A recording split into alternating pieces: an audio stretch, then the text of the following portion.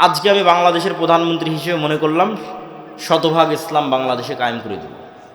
শতভাগ ইসলাম কায়েম করার ঘোষণা দেওয়া, আর পাশের দেশ বলেন আর ওই দূরের পাশ্চাত্য দেশ বলেন সব অর্থনৈতিক অবরোধ দিয়ে দিবে। ডলার বন্ধ, বিজনেস বন্ধ, ঠিক আছে, ইলেকট্রিক সাপ্লাই বন্ধ, সব বন্ধ। তখন যে ফল ডাউনটা হবে অর্থনৈতিক, আপনি ধরেন এখন এসি ব্যবহার করছেন, ফ্রিজ ব্যবহার করছেন, ইলেকট্রিসিটি ব্যবহার করছেন, সব নাই, অন্ধকার যুগে চলে গেছেন। তাহলে এক সপ্তাহের মধ্যে আপনি বলবেন রাখো তোমার ইসলাম, এই ভাগাও আবদুল্লাহকে, এর চেয়ে সেকুলারিজম ভালো। এটাই বাস্তব। তাহলে আপনি যদি চান যে না ইসলাম বিজয়ী হোক, অন্তত 20% মানুষ, 30% মানুষ, 40% মানুষ, 50% মানুষের ইমানটা লাগবে ইয়াকিনের স্তরে, নাহলে কোনো মায়ের বেটার পক্ষে সম্ভব নয় যে কিছু করবে।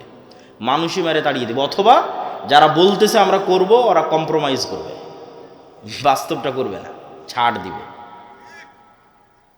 বাস্তবটা করতে চাইলে দেশের মানুষের ইমান বিল গায়বে ইয়াকিন লাগবে।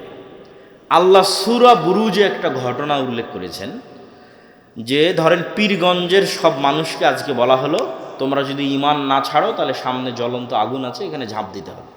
এটাই কিন্তু সূরা বুরুজের ঘটনা। সূরা বুরুজে পুরো একটা এলাকার মানুষ মুসলমান হয়ে গেছে, বাদশাহ বলছে ইসলাম ত্যাগ না করলে সামনে আগুন জ্বালিয়ে রেখেছে, সব ওখানে ঝাঁপ দাও, নাহলে ইসলাম ত্যাগ করে ফিরে আসো।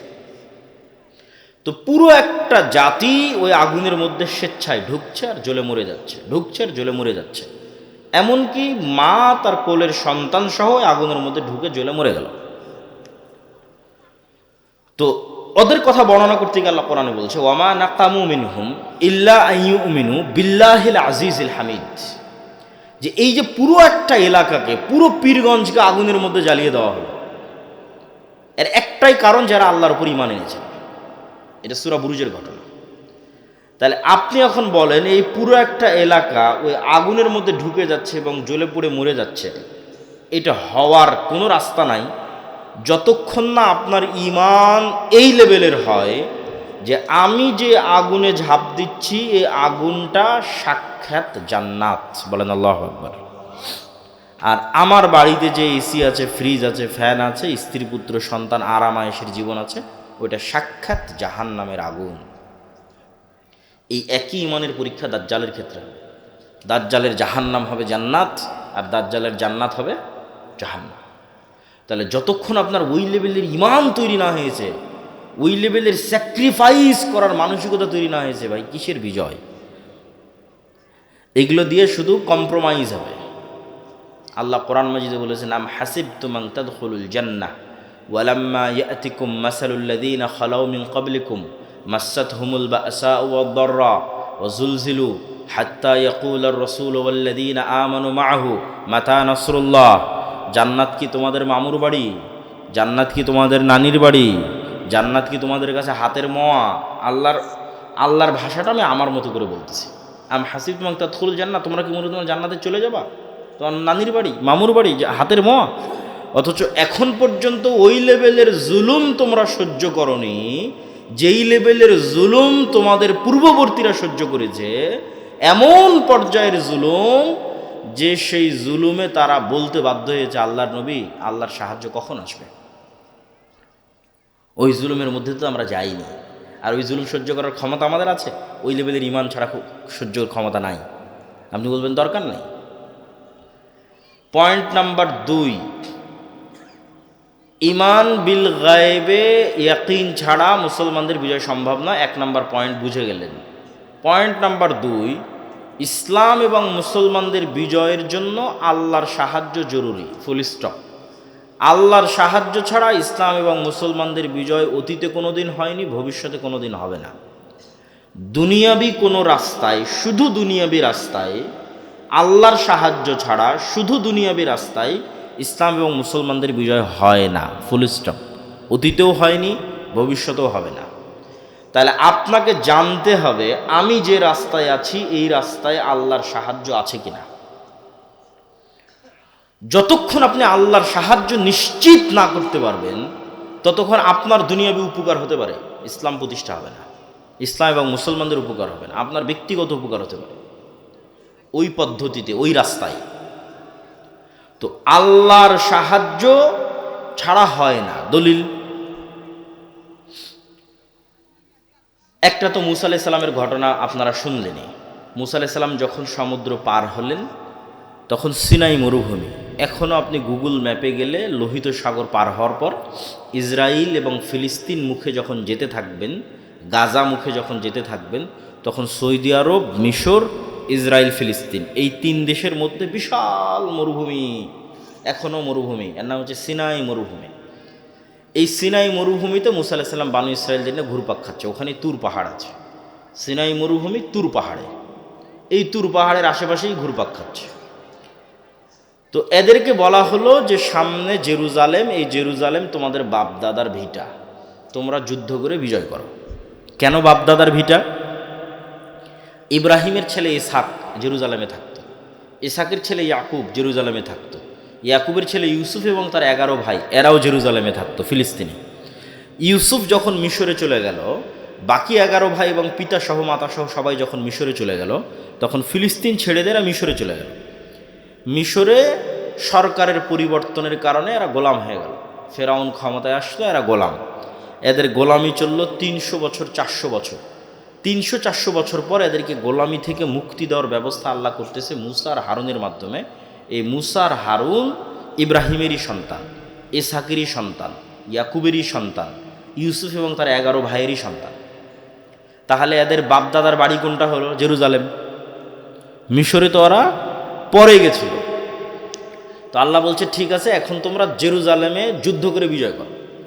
তো বানু ইসরাইল বলছে ইন্না ফিহা কওমান জাব্বারিন, জেরুজালেমে 40 তলা 50 তলা দেহের অধিকারী মানুষের আছে, আর আমরা ওদের সামনে পিঁপড়ার সমপরিমাণ, আমরা কেমনে এদের সাথে যুদ্ধ করি? আমালেকা গোত্র। তো মুসা, তুমি আর তোমার আল্লাহ গিয়ে যুদ্ধ করো, আমরা পারবো না। তখন 2 জন মানুষ যাদের ইমান বিল গায়েবে ইয়াকিন ছিল, তারা বলল আল্লাহ যেহেতু আদেশ করেছে যুদ্ধ করতে, আমরা যদি করি আমরা বিজয়ী হব। ওদের ইয়াকিন ছিল, গায়েবে ইয়াকিন ছিল। তার মধ্যে একজন ইউশা বিন নুন। কিন্তু অধিকাংশ মানুষ যুদ্ধ করতে রাজি না হয়, আল্লাহ তাদের আযাব দিল 40 বছরের। যে মরুভূমির মধ্যে ঘুরপাক খাও 40 বছর, 40 বছরের আযাবের মধ্যে মুসা আলাইহিস সালাম মারা গেল। নতুন নবী হলো ইউশা বিন নুন। ইউশা বিন নুন বানু ইসরায়েলকে বলল ভুল হয়েছে, যুদ্ধ করতে হবে, তওবা করো, চলো যুদ্ধ করি। তওবা ইস্তেগফার করে যুদ্ধ শুরু করলো।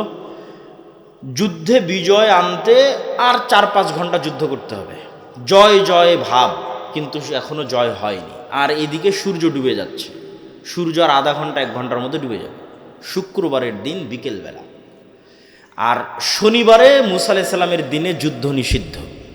তাহলে যুদ্ধ আবার শুরু করতে হবে রবিবার। তো ইউশা বিন নুন দেখলেন যে আজকে যদি এক টানে এক ঝটকায় যুদ্ধ শেষ করে বিদায় না হতে পারি, তাহলে এই জয়ের মোমেন্টাম তৈরি করা কঠিন আছে।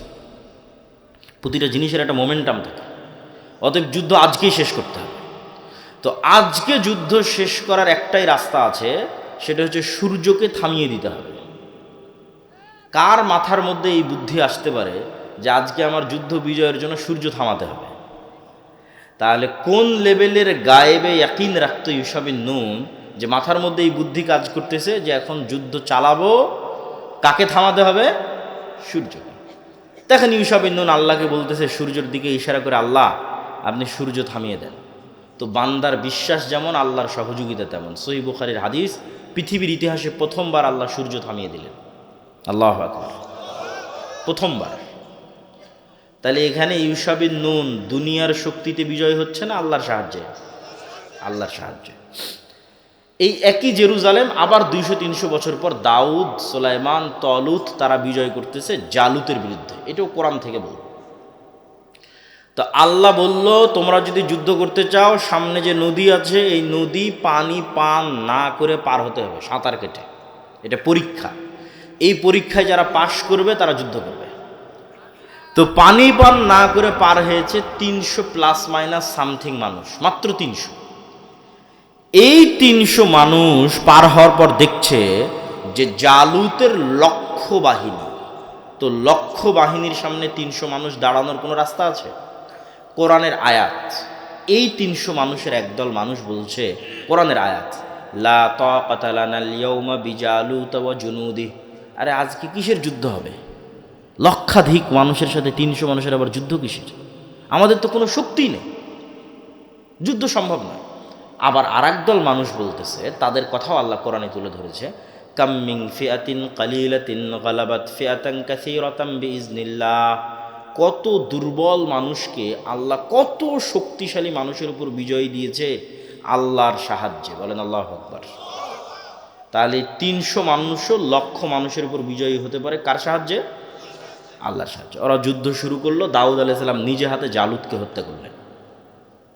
দলিল নাম্বার 3, এটা শেষ দলিল, যে আল্লাহর সাহায্য ছাড়া বিজয় সম্ভব নয়। মুহাম্মদ সাল্লাল্লাহু আলাইহি ওয়াসাল্লাম বদরে, উহুদে, খন্দকে 3 যুদ্ধেই মুহাম্মদ সাল্লাল্লাহু আলাইহি ওয়াসাল্লামের 300, আবু জাহালের 1000, মুহাম্মদ সাল্লাল্লাহু আলাইহি ওয়াসাল্লামের 700, উহুদে আবু সুফিয়ানের 2000, খন্দকে মুহাম্মদ সাল্লাল্লাহু আলাইহি ওয়াসাল্লামের 700, আবু সুফিয়ানের 10,000। বদর, উহুদে তো মুহাম্মদ সাল্লাল্লাহু আলাইহি ওয়াসাল্লাম দুর্বল ছিলই, কিন্তু খন্দকে অসম্ভব। খন্দকে 10,000 সমান 700, 1000। তার মধ্যে আবার 300-400 মুনাফিক, তার মধ্যে আবার 3টা ইহুদি গোত্র, বানু কুরাইজা, বানু কায়নুকা, বানু নাজির।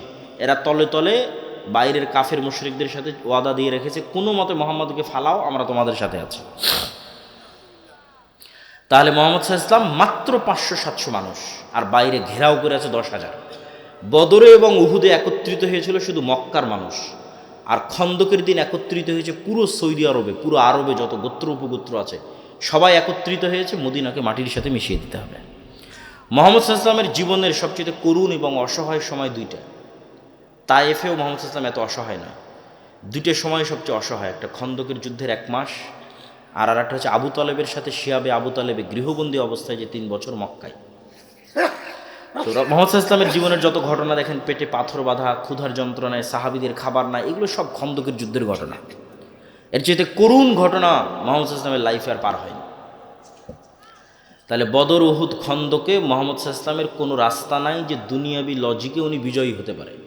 বিজয়ের একমাত্র রাস্তা কার সাহায্য লাগবে? আল্লাহর সাহায্য। একটা যুদ্ধে মুহাম্মদ সাল্লাল্লাহু আলাইহি ওয়াসাল্লাম দুনিয়াবি দিক থেকে শক্তিশালী ছিল, ওটা হচ্ছে হুনাইনের যুদ্ধ। এই যুদ্ধটা হয়েছে মক্কা বিজয়ের পর। তো মক্কা বিজয় করে তো এমনি কনফিডেন্স লেভেল হাই, সাহাবীদের কনফিডেন্স এমনি হাই, যে যেই মক্কা থেকে আমাদের বের করে দেওয়া হয়েছিল সেই মক্কা আজকে আমরা বিজয় করে নিয়েছি। তাহলে তো এমনি আত্মবিশ্বাস টপ লেভেলে। তার উপর আবার যুদ্ধের মাঠে গিয়ে দেখছে 12,000 মুজাহিদ। হুনাইনের যুদ্ধে সাহাবী 12,000। কোথায় 300 জন নিয়ে যুদ্ধ করেছে, 700 জন নিয়ে যুদ্ধ করেছে, 1000 জন নিয়ে যুদ্ধ করেছে, আর কোথায় 12,000। তো একে তো মক্কা বিজয় করে এসেছে, আর একে তো 12,000 মানুষ। আত্মবিশ্বাস টপ লেভেল। বদর, উহুদ, খন্দকে যেহেতু দুর্বল ছিল, ভরসা ছিল আল্লাহর উপর। হুনাইনে দেখছে নিজেরাই সব, তখন নিজের উপর ভরসা। যুদ্ধ শুরু হওয়ার আধা ঘন্টার মধ্যে সব সাহাবী পালাচ্ছে আল্লাহর নবীর সামনে দিয়ে। পালানো শুরু। মুহাম্মদ সাল্লাল্লাহু আলাইহি ওয়াসাল্লাম অবস্থা বেগতিক দেখে ঘোড়া থেকে লাফ দিয়ে ভাষণ দেওয়া শুরু করল। আর ওনার চাচার খুব উঁচু আওয়াজ ছিল, মাইকের মতো। তো চাচা আব্বাসকে ডাক দিয়ে বললেন, আমি যা বলছি আপনি চিল্লিয়ে চিল্লিয়ে মানুষকে বলেন। তাহলে কি বোঝা গেল? মুহাম্মদ সাল্লাল্লাহু আলাইহি ওয়াসাল্লামের জীবদ্দশায় উনি জীবিত থাকতে, উনি যেই যুদ্ধে নিজে স্বয়ং উপস্থিত আছে, সেই যুদ্ধে দুনিয়ার শক্তিতে বিজয় হচ্ছে না। বুঝেন না মনে আমার কথা? দুনিয়ার শক্তিতে পাওয়ারফুল, বিজয় হচ্ছে না। তাহলে নবীর জীবদ্দশায় কার সাহায্য ছাড়া বিজয় হচ্ছে না? দুনিয়ার শক্তি আছে তাও হচ্ছে না। কার সাহায্য লাগতেছে? আল্লাহর সাহায্য। আপনি যদি পারমাণবিক অস্ত্রেরও মালিক হয়ে যান, বিশ্বাস করেন আল্লাহর সাহায্য যদি না থাকে, ইসলাম এবং মুসলমানদের বিজয় সম্ভব নয়। তাহলে ফার্স্ট শর্ত পূরণ করতে হবে কার সাহায্য? আল্লাহর সাহায্য। আল্লাহর সাহায্য দুনিয়াতে কিভাবে আসে? আল্লাহর সাহায্য পৃথিবীতে নেমে নিয়ে আসার টেকনোলজি কি, সিস্টেম কি, পদ্ধতি কি, কোন টেকনোলজি ইউজ করলে আসমানি সহযোগিতা পৃথিবীতে নামে? তার একটা টেকনোলজি হচ্ছে সৎ আমল। সৎ আমলের মধ্যে সবচেয়ে পাওয়ারফুল হচ্ছে সালাত। সালাতের মধ্যে সবচেয়ে পাওয়ারফুল হচ্ছে রাতের সালাত। বুঝেন?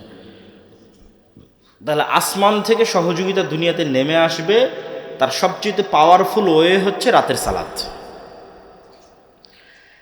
বদরের যুদ্ধের আগের দিন মুহাম্মদ সাল্লাল্লাহু আলাইহি ওয়াসাল্লাম এত লম্বা রাতের সালাত, বদরের যুদ্ধের দিন তার তাঁবুর মধ্যে খিমার মধ্যে হাত উঁচু করে এমন দোয়া, চোখের অঝোর ধারা পানি, যে আবু বকর রাদিয়াল্লাহু তাআলা আনহু পর্যন্ত ক্লান্ত হয়ে গেছে যে আরে আপনি তো নবী, আপনার কাছে সবসময় জিবরাইল আসে, আল্লাহ তো আপনাকে বিজয়ী করবেই, এত লম্বা রাতের সালাতের কি দরকার, এত লম্বা দোয়ার কি দরকার।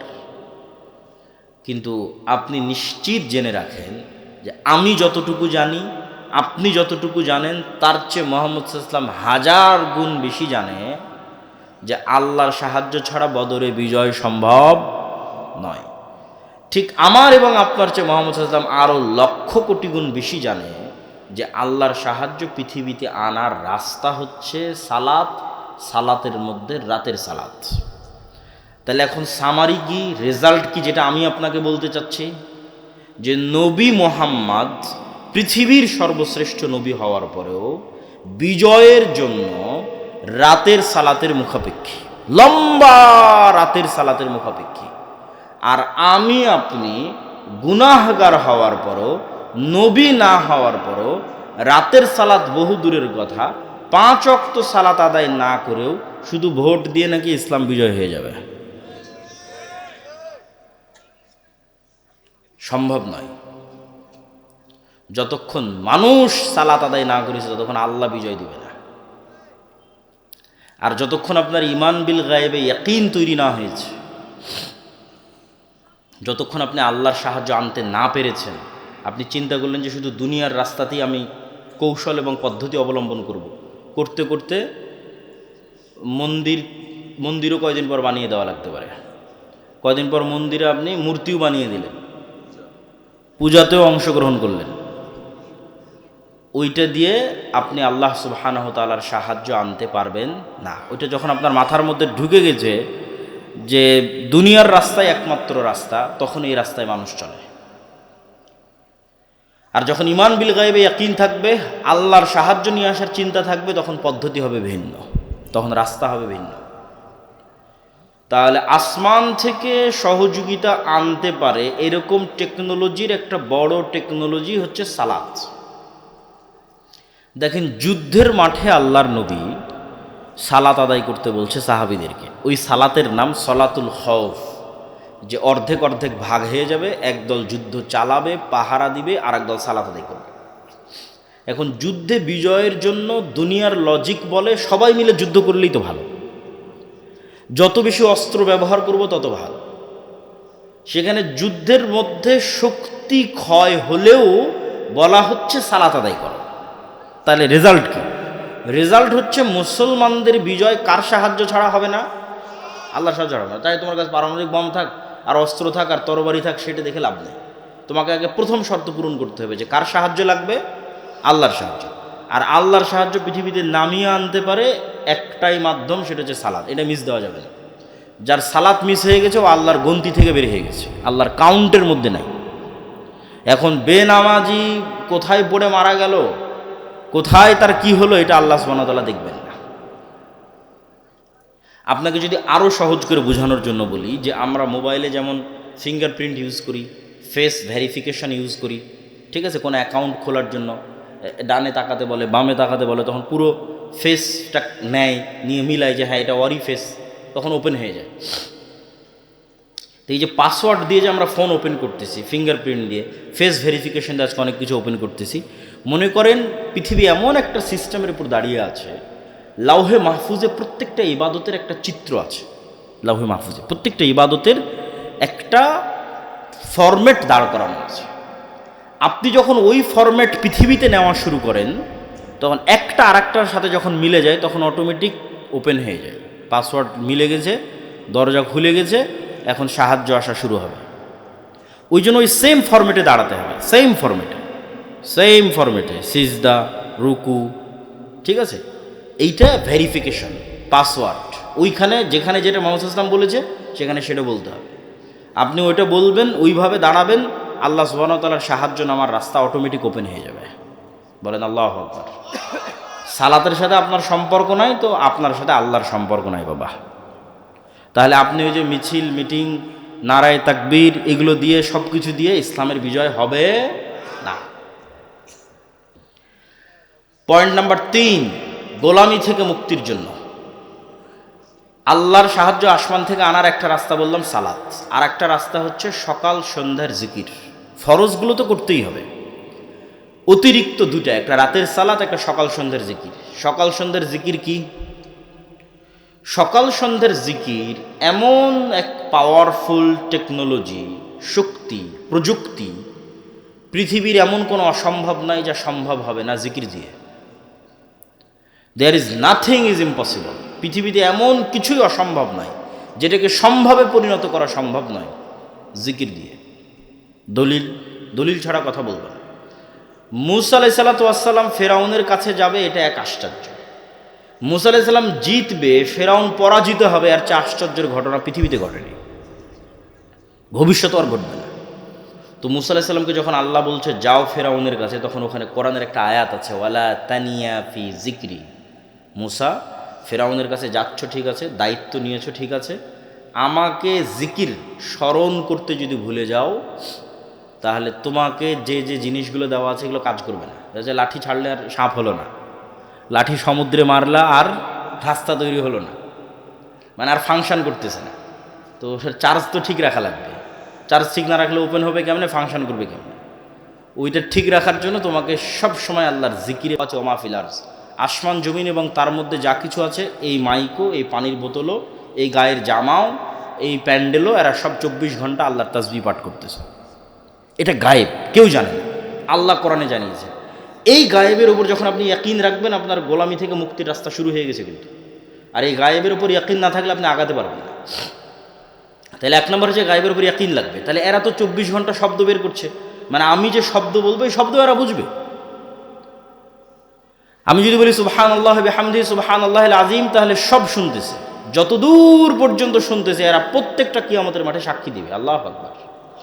মুয়াজ্জিনের মাইকের আজান যতদূর পর্যন্ত যাবে এরা সবগুলো সেভ করে, রেকর্ড, শুনে, আন্ডারস্ট্যান্ড করে, ফিল করে, সব এরা কিয়ামতের মাঠে সাক্ষী দেবে।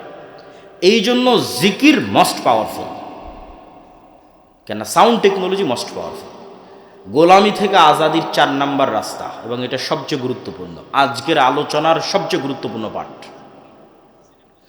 এই একটা সমস্যা যদি আমরা সমাধান করে ফেলতে পারি, যেটা এখন বলবো, আলাদা করে কোনো আন্দোলন করা লাগবে না, আলাদা করে মিছিল মিটিং লাগবে না, আলাদা করে ভোট লাগবে না, সারা বাংলাদেশ একদিনে ইসলামপন্থী হয়ে যাবে, একদিনে ইসলামের বিজয় হয়ে যাবে। সেই রাস্তাটা কি?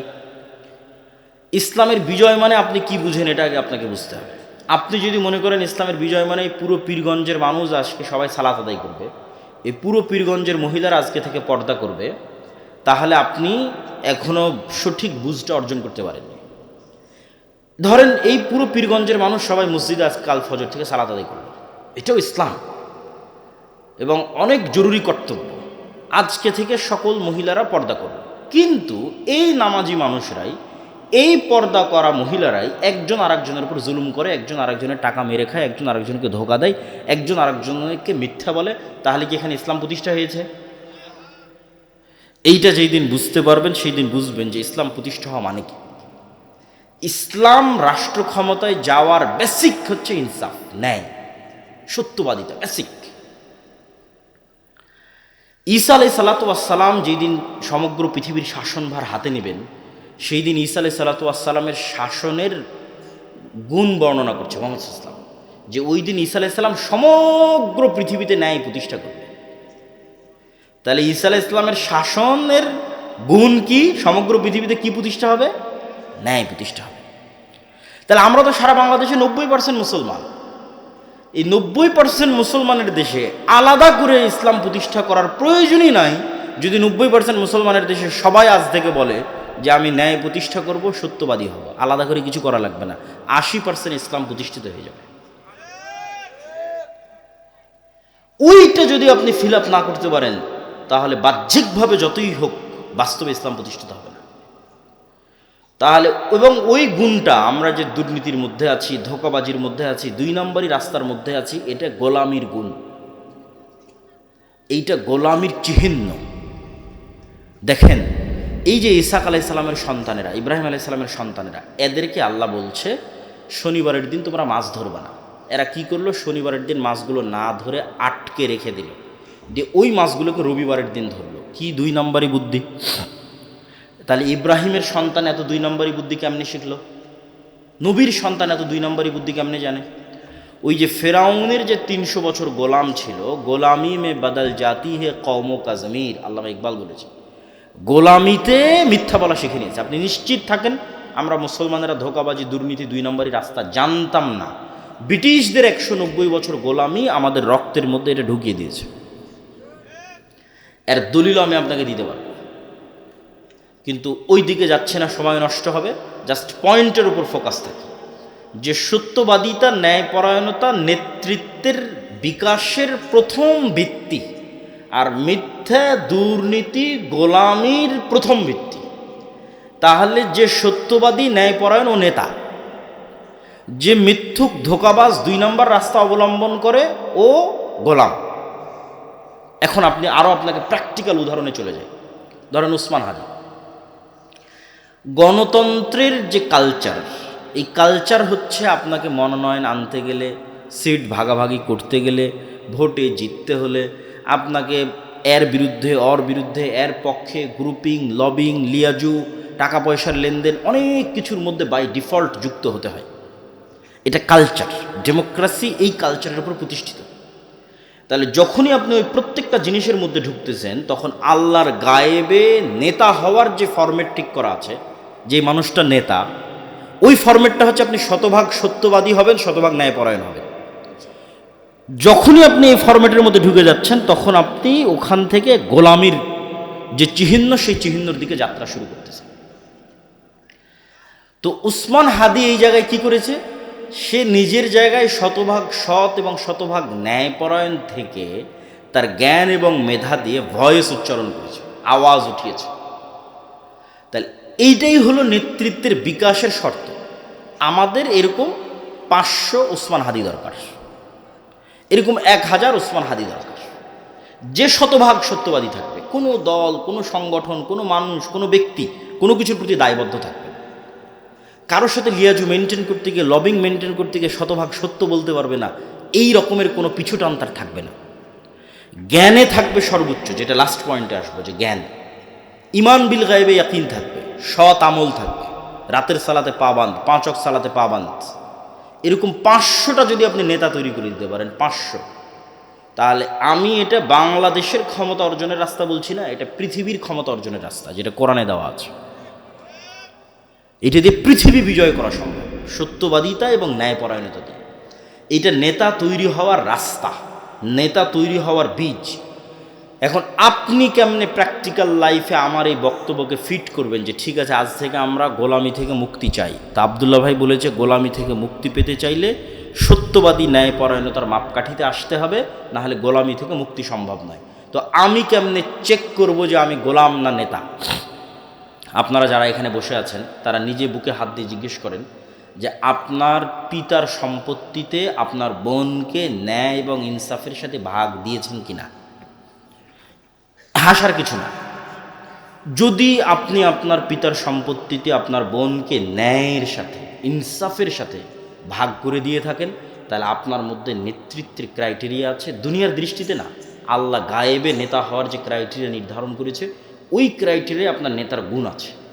আর যদি আপনি ন্যায় এবং ইনসাফের সাথে বন্টন করে না থাকেন, ভালো জমিটা আপনি নিয়েছেন, নদীর ডোবা জমিটা আপনি দিয়েছেন, যেটাতে বেশিবার ফসল হয় সেটা আপনি নিয়েছেন, কম ফসল বোনকে দিয়েছেন, দেরিতে দিয়েছেন, গড়িমসি করেছেন, অথবা এখনও দেননি, নিশ্চিত থাকেন আপনিও যদি কোনো মতে এমপি মন্ত্রী হতে পারেন, গত 16 বছর তারা যা দুর্নীতি করেছে, আপনি তার চেয়ে বেশি দুর্নীতি করবেন। তাহলে এই সিস্টেমে, ধরেন গণতান্ত্রিক সিস্টেমে 300 এমপি আমি নির্বাচিত করে দিলাম। এই 300 এমপি ধরেন কথার কথা, ধরেন আল্লাহ না করুক, ধরেন কথার কথাই 300 এমপি দুর্নীতিগ্রস্ত। তাহলে এই দুর্নীতিগ্রস্ত 300 এমপি আপনাদের দৃষ্টিতে নেতা, আর আল্লাহর লজিকে তারা নেতা না গোলাম? এই জিনিসটা যেই দিন বুঝবেন, ওই দিন গোলামির জিঞ্জির ভাঙ্গা শুরু হবে। এই জিনিসটা যেদিন ফিল করবেন না, মেরুদণ্ড বিক্রি করা যাবে না। ওসি, ডিসি, এসপি, মন্ত্রী, মিনিস্টার, বা ক্ষমতায় যারা আসে, এরা 3 বছরের জন্য, 5 বছরের জন্য, 2 বছরের জন্য। কিন্তু আর্মিতে যে জয়েন করেছে ও তো রিটায়ার্ড না করা পর্যন্ত ওখানেই থাকবে। ওসিডিসি এসপি মন্ত্রী মিনিস্টার যে হয়েছে, ওসিডিসি এসপি তারপরে এসিল্যান্ড সাব রেজিস্ট্রার, তো রিটায়ার্ড না করা পর্যন্ত আছে। তাহলে এই যে এরা তো সব আমাদেরই জনগণ, সাধারণ জনগণ। আর এক দলকে আপনি মিথ্যুক, দুর্নীতিবাজ, উমুক দলেই তুমুক দলেই, সব তো আমরাই নিজেরাই দুর্নীতিবাজ, আমরা সাধারণ জনগণই তো দুর্নীতিগ্রস্ত। তাহলে এই OC DC SP AC land sub registrar এদের 50% নামাজি। আমার কথাটা বুঝেন, আমার আইডিয়া যে 50% নামাজি, এদের 70% ওমরা করে, হজ করে, এদের 100% বিভিন্ন মসজিদ মাদ্রাসা ইসলামী সম্মেলনের সভাপতি, প্রধান অতিথি, বিশেষ অতিথি, 100%। কিন্তু ওই ওসি, ওই ডিসি, ওই এসপি, ওই এসিল্যান্ড, ওই সাব রেজিস্ট্রার যখন তার চেয়ারে বসতেছে তখন সে আমানতের খেয়ানত করতেছে। তাহলে এখন তার মধ্যে ইমান ঢুকেছে, সে কি বুঝলো ইসলাম কি? এটাই তো আমরা বুঝাইতে পারলাম না ইসলাম কি। মুহাম্মদ সাল্লাল্লাহু আলাইহি ওয়াসাল্লামকে আল্লাহ সুবহানাহু ওয়া তাআলা নামাজ শিখালো 53 বছর বয়সে। মক্কা থেকে হিজরত করারও 2 বছর পর সালাত, সিয়াম, হজ, যাকাত শেখানো হয়েছে। বয়স তখন 53-52 বছর বয়স। তাহলে এই 13 বছর 10 বছর কি শিখালো আল্লাহ? এই 13 বছর 10 বছর প্রকৃত ইমানদার বানিয়েছে। এক কালবের মধ্যে লা ইমানা লিমান লা আমানাতা লাহু, এক কালবের মধ্যে আল্লাহর উপর ইমান, আবার মিথ্যা ধোঁকাবাজি 2 নাম্বারই থাকতে পারে না। এটা আল্লাহর নবীর হাদিস।